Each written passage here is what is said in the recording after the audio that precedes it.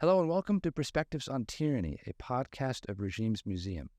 I'm your host, Bradford Betts, and together we'll be learning about tyranny's effects on culture and society through the perspectives of survivors and scholars. I recently had the opportunity to speak with Dr. Ivana Stradner, a research fellow at the Foundation for the Defense of Democracies, based in Washington, D.C. Dr. Stradner is an expert in Psyops, or psychological operations, and she's extensively studied Russia's uses of information warfare against the West. She grew up in Serbia during the regime of Slobodan Milosevic and saw firsthand the breakup of Yugoslavia. Today, she's an outspoken critic of Serbia's President Aleksandar Vučić, who, she argues, has facilitated the country's descent into far-right nationalism. Our conversation is separated into two parts. In the first episode, we discussed how two recent mass shootings in Serbia have exposed long-simmering political tensions in the country. In episode 2, we discuss Russia's meddling of Balkans and why she believes the West ought to be paying more attention. Hope you enjoy.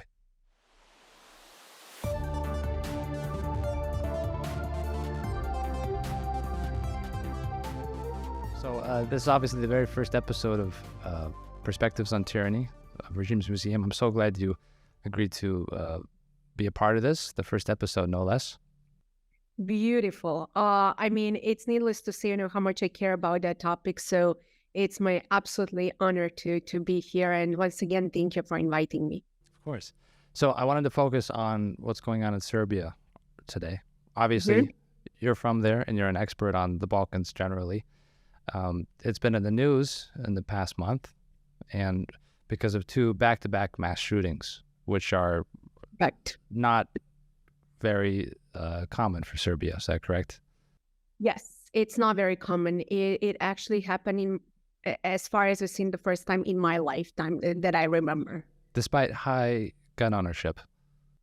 Yeah, despite gun ownership, like there were many shootings, but nothing like this. I've never seen, something like this. In America, for instance, we get shootings all the time, but they don't have these big political ramifications. But from an outsider, as I read this news, it seems like this has exposed certain political fissures that were underneath the surface that were bubbling up for a long time. Is that a fair assessment?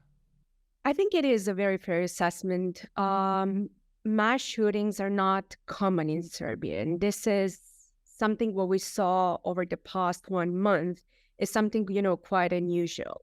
And you have just correctly stated, the Serbs were outraged also by the way that the Serbian government responded. The Serbian president, he has not even visited the place where the mass shooting took place, and everything happened within the 48 hours. And immediately after, there were huge protests in Belgrade. But it's, in my view, certainly has a lot to do with nonviolence movement over there. But it also triggered a lot of political things, inside the country, in terms of corruption, in terms of the lack of the rule of law, the lack of procedures. Just without any prior announcement, the government of Serbia has just decided out of blue to cut the semester short, and they will basically finish the school next week. And of course, without having the rule of law and basic democratic processes, people are upset. And now, I don't think, that this has just, happened out of blue. This has been going on for a decade. You told me that this has created a really strong sense of outrage. What are some of the arguments? How are people framing this as the fault of the government? They are blaming the government because of the decadent values, what they claim, of a lot of promotion of violence in the region and in Serbia per se, of the promotion of gun ownership, but also of the promotion of violence among the youth through different music and through raising like different personas. Look, I lived in Serbia during the Milosevic regime, and it's devastating really to see that in terms of values, all those values are coming back, where someone is promoting criminals and thugs as a normal value in the country. And in the country, certainly, it's a poor country. So you cannot, for example, as a youngster, you cannot show off with your knowledge of classical music. But what really values over there, what is valued over there is the amount of money that you have and your connections. And it's very probably difficult for many people in the West, to understand why that violence promotion in the region actually is paying off, especially, in Serbia. Horrible TV shows, as well as, for example, those reality shows that people, blame the regime for.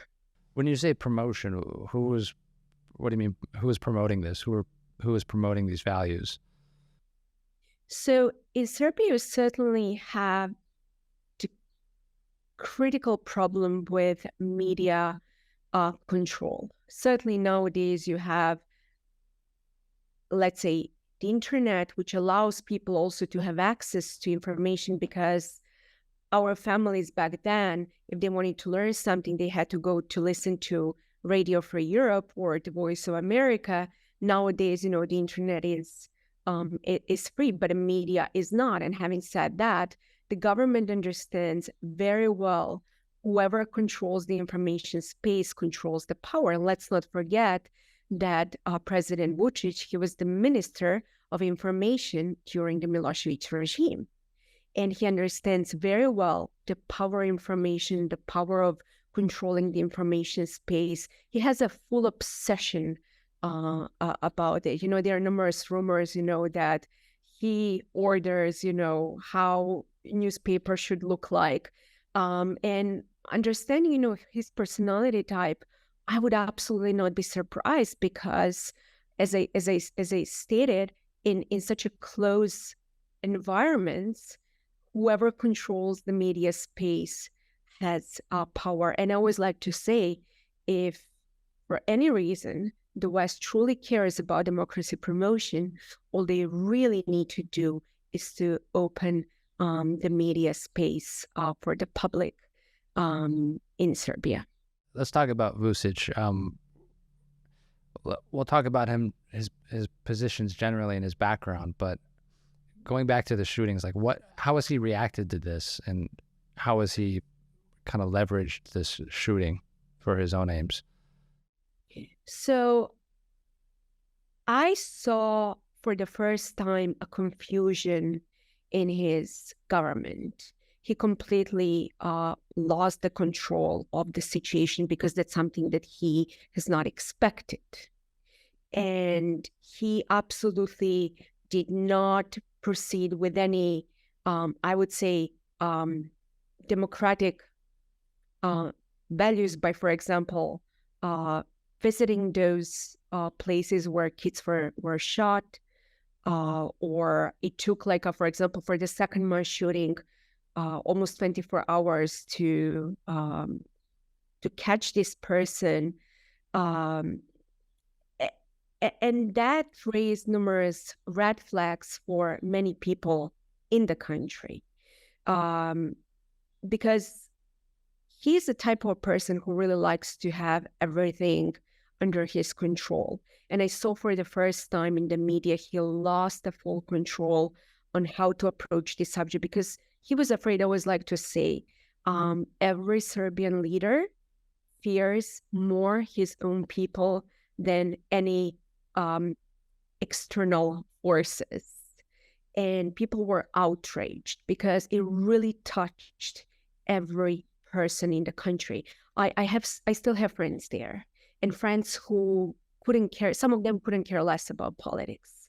I've never seen such level of sadness, outrage, confusion for the first time, I had a couple of friends who told me, I'm thinking whether I should move out of this country.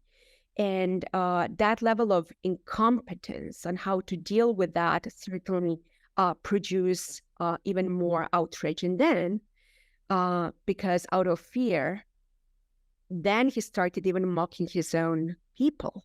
He started making, the prime minister posted on Twitter, outrageous meme with triple faces of her, of President Vučić and another government official, mocking people after the first rally that they lied about the number of people who were there.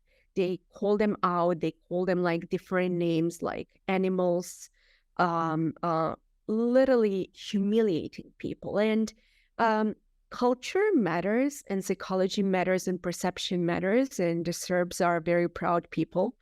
And the last thing that they should have done is actually to humiliate their people. And as someone who has been watching the information space for a very long time, I have actually seen for the first time immediately in the information space, people being so united and going after government with humiliating them back, organizing rallies, et cetera, et cetera. One other thing that really, really was interesting to observe is how the Serbs have felt betrayed by the West. They deeply believe that the West has been supporting President Vučić, and some of them are devastated, that democratic values are not there. But what was also very interesting is that even the far-right groups turn against the Vučić regime for precisely, those values, etc. So now it's a very interesting situation that you have people across different political spectrums, like rallying together and fighting for a better future in Serbia. Now, this is all, this all coincide again with what we have just seen, in Kosovo a few days ago. But Vučić certainly has a huge problem back home after those two mass shootings in Serbia. And I'll tell you something, it's not about only two mass shootings. There were numerous suicides in the meantime, femicide. In the past month? Yeah. So many women were beaten up, and that has been going on actually for several months. So the level of violence in Serbia is really, really, really high. Well, tell me more about Vučić. He's been in office basically a decade, right? And of course, he was Minister of Information under Milosevic. Based on what I've read, he's had a history of incendiary comments, and then he seems to have walked that back. So, like, how can we reconcile him? What are his positions? Tell us about where he comes from and what his outlook is. So he came from a very far-right radical party that was led by the super far-right lunatics during the Milosevic regime. And Vučić was the Minister of Information during the Milosevic government, during Milosevic regime. And he has always been the far-right nationalist who never believed in the Western values. We should also not forget that he openly stated that for every Serb, 100 Muslims should be killed. And all those statements, they're publicly available, but he has always been in the opposition. And then in 2012, during the elections, after again 10 years of the democratic government, what they call like a democratic government, but nevertheless extremely corrupt government, that has also not accomplished a lot of things when it comes to foreign policy, Vučić suddenly completely changed his approach. He promised that he will bring Serbia closer to the European Union and closer to the West. And because when he was younger, he was tremendously emotional um, person, full of far-right nationalistic sentiments in his language. But then he realized if he wants to be relevant, he needs to change his rhetorics because, after all, words are cheap. And that's something that the West has bought. And I don't want to say, that they supported him, but certainly they accepted him as such. And when he came to power, he immediately showed his force by going, after some after corruption, et cetera, et cetera. But we should never forget that Vučić was indeed the far-right nationalist. And then when he came, to his power, to power, he completely, changed his rhetorics. But nevertheless, during his, more than 10 years of his government, he has accomplished very little when it comes to the rule of law. As a matter of fact, Serbia is not even full democracy anymore. It's a hybrid regime.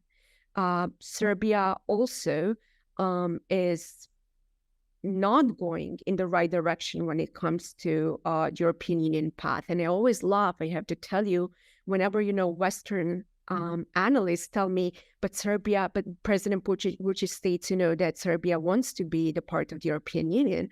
No, he never emphasizes that. He says that Serbia wants to be on the European Union path, not to be the European Union member. And why? Because on the European Union path, he can receive, the funding, and he needs funding to advance, his power in Serbia, because someone needs to feed the people. Meanwhile, he has completely destroyed the liberal media, the rule of law. He has completely destroyed the liberal opposition. He, meanwhile, has strengthened completely the far-right opposition because he understood, he's really smart because he learned a lot from the previous government and their mistakes, but also from the mistakes from the Milosevic regime. And he learned very well that the most impactful thing for him would be to position himself in the center of the political spectrum by completely destroying the real liberal opposition, but strengthening the far-right lunatics. And then he negotiates with the West by saying, well, you have nobody else to support. You see how those far-right nationalist lunatics are. So he makes himself seem like the moderate choice. Exactly. It's exactly, what Vladimir Putin was doing in the beginning, of his career. And in the West, you work with the government that you have, not with the government you wish to have. And I understand, that the West has no other options, but also the lack of Western democracy promotion and building like a more pro-Western narratives in Serbia. No wonder why Serbia is not a democracy anymore. And, there are also all those fantasies coming from the West thinking, well, let's strengthen economy in Serbia and everything will be fine. No, it won't be fine because his kleptocracy is so prevalent and he completely despises any democratic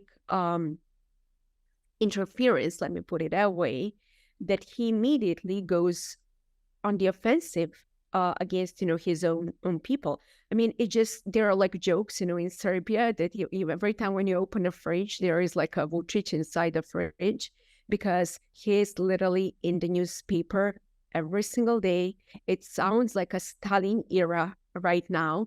And like on TV, he is like giving interviews several times a week. It's just unbelievable. Even, during the Milosevic regime, you still had more Western media that was not silenced. Other than the internet, I cannot think of many newspapers in Serbia that are pro-Western media. It's like literally having like tabloids tabloids that are repeating his narratives. I mean, you just really have to open, you have some moderate, I would say, media in Serbia, like, for example, Danas. And of course, I mean, due to internet, certainly you can have access to foreign media and also numerous blogs and something like that. So he cannot shut it down. It's not like Russia that can completely shut down the information space, but in terms of daily newspapers, I mean, it really is the level of hardcore authoritarian regime. Let me read you something from Freedom House Index. It says Serbia is a parliamentary democracy with competitive multi-party elections, but in recent years, the ruling Serbian Progressive Party has steadily eroded political rights and civil liberties, putting pressure on independent media, the political opposition, and civil society organizations. Correct. Is that a fair assessment? Absolutely, it's a fair assessment. And has that proliferated under Vučić, or did that start before him and it just got worse? So I think, with under his government, all those things have become significantly worse. After so-called, some people call it democratic revolution, some people call it like a bulldozer revolution, some people call it the 5th October revolution. But with that government, look, I don't have any illusion that government, I would also not say that was purely pro-Western, because it also had a huge Russian influence even back then. But I would not say that they specifically emphasize pro-Western narratives, because the thing is, a lot of people in Serbia, they might be against Vučić, but it doesn't mean that they are pro-Western. So that's a huge, difference. And I think people in general, they're really tired of the Western, not full support of the region, because there were huge hopes after the end of Milošević regime, thinking that Serbia will become the part of the West. And then with, September 11 and like a different priorities, but also with the government from France and Germany that should have paid more attention. The most important thing for them was to have a stable region. And they thought by investing in an economy that everything will be fine. And that, specifically happened over the past, 10 years. I would say 20 years ago, you had numerous projects for democracy promotion, for investing in the rule of law, changing the legal system, investing in education.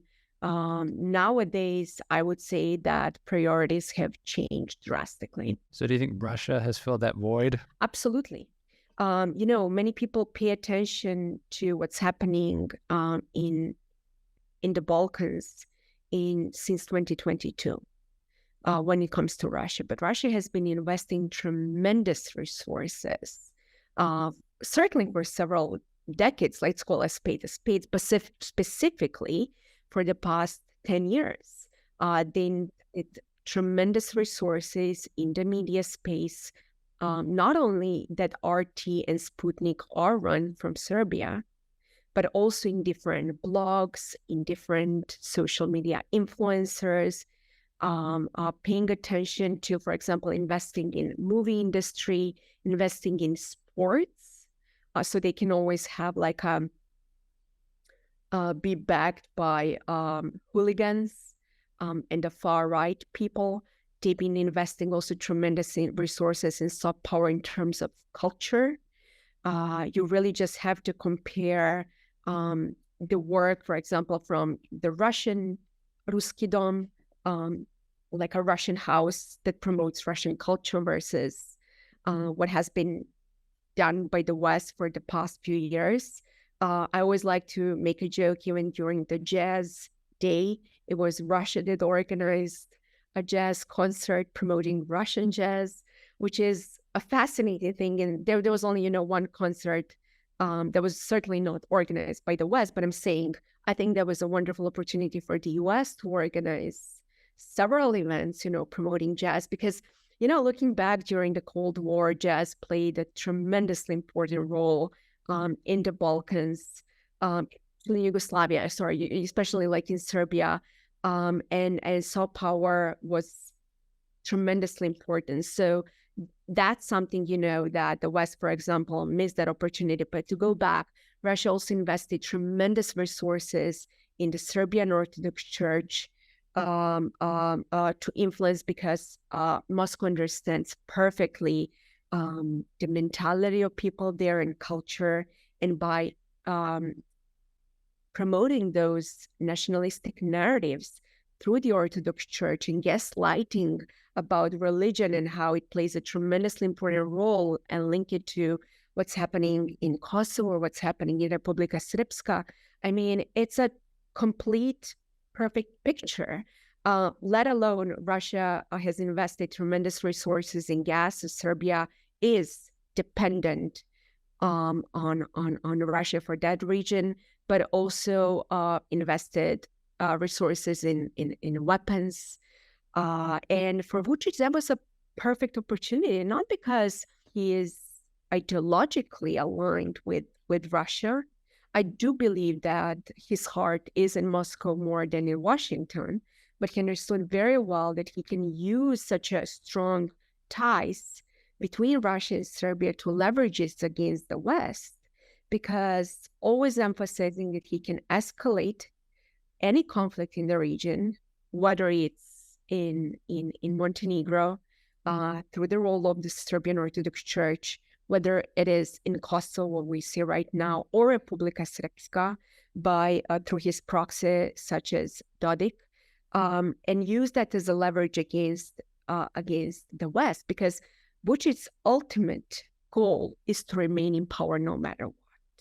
He's not ideologically driven, but he made Serbia and the region being ideologically polarized. Can you explain to us in the West a little bit more about the ideological outlook of Serbian nationalism as far as the narrative and the mythology? What are some of those pressure points that are emphasized?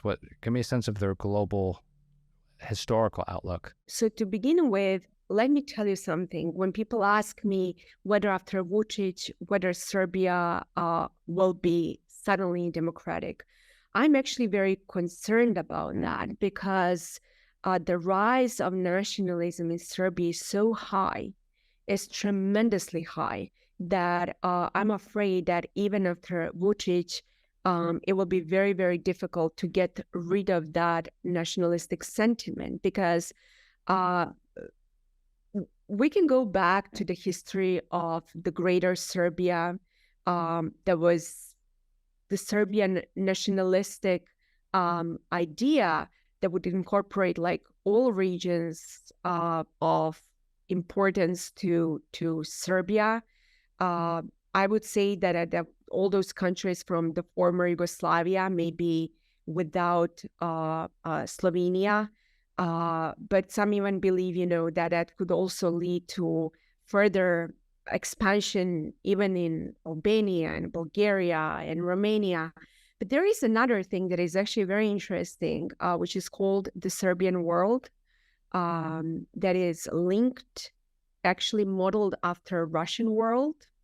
That basically means that all Serbs would be united in the Balkans. They would be united in a single state. And believe it or not, that term was fueled by the current director of the Serbian intelligence agency. Back then, he was the Minister of Interior. His name is Aleksandar Vulin, and he openly claimed that I dream of the unification, of Serbs, just as all my ancestors dream of it. And that's the ideology behind that. And that's the ideology that has been promoted specifically in Montenegro, given over the past several years, the role of the Serbian Orthodox Church there, but also in Kosovo, but also in Republika Srpska, always fueling the far-right nationalistic views. So it has not gone again. I always like to joke and to claim, why President Vučić likes to, and his regime likes to promote all those far-right narratives. All those people in power, they actually very much benefit from the West, and they very much benefit from the Western beautiful lifestyle, sending their kids, to British and American schools while gaslighting people to go and fight in Kosovo. So that's exactly what Milosevic was doing back in the 90s. People, from his regime, they didn't send their kids to fight in the former Yugoslavia. It was all ordinary people who have lost their fathers, their brothers. So that's something that I wanted to raise when it comes to this issue. What should we look forward in the future? What's going on in Serbia, and what lessons should the West take away from Serbia generally in its history? When it comes to what I'm going to predict, I don't like to predict things, but I can just tell you, what I see. I do actually think that what we see right now in Kosovo, it's going to continue. The situation will continue to escalate. And Vučić will continue to use that situation for his own political points, to score his points. I do believe that Serbia will not become a full democracy anytime soon under his government. And I do believe that Russia and China will continue to have a huge presence in the region, but also in Serbia. And Vučić is not the victim of Russian and Chinese influence. He is enabling them to do that, because that will allow him to remain in power for as long as possible. What should we learn from all these things?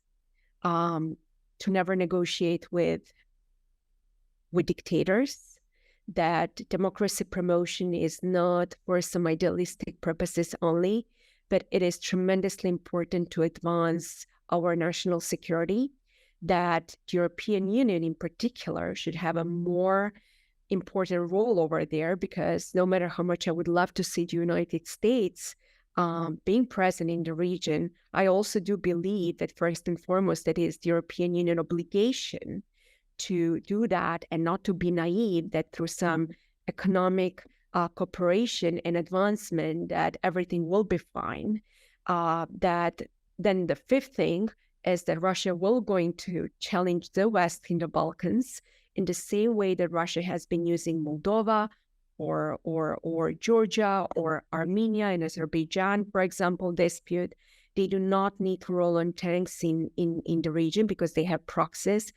And for sowing, chaos in the region, that's a really, really dream come true for Putin, to show that the West is not able to solve issues, even in tiny countries such as Serbia and Kosovo. And that's going to be an opportunity for Putin to position himself as a power broker, and then to tell the West, if you don't want this conflict to spiral further, you have to negotiate with me. So these are, the key maybe questions that I would like to, points that I would like to raise.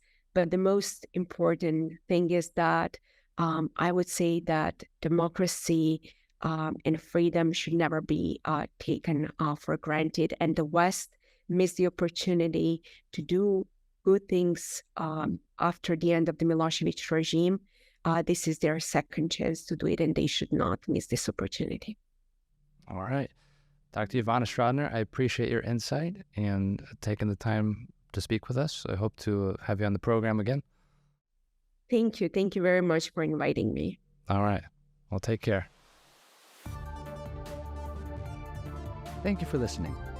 If you enjoyed this interview, be sure to like and subscribe. Regimes Museum is a nonprofit educational institution that studies the phenomenon of tyranny and dictatorship across history and culture. Find out more at www.regimesmuseum.org.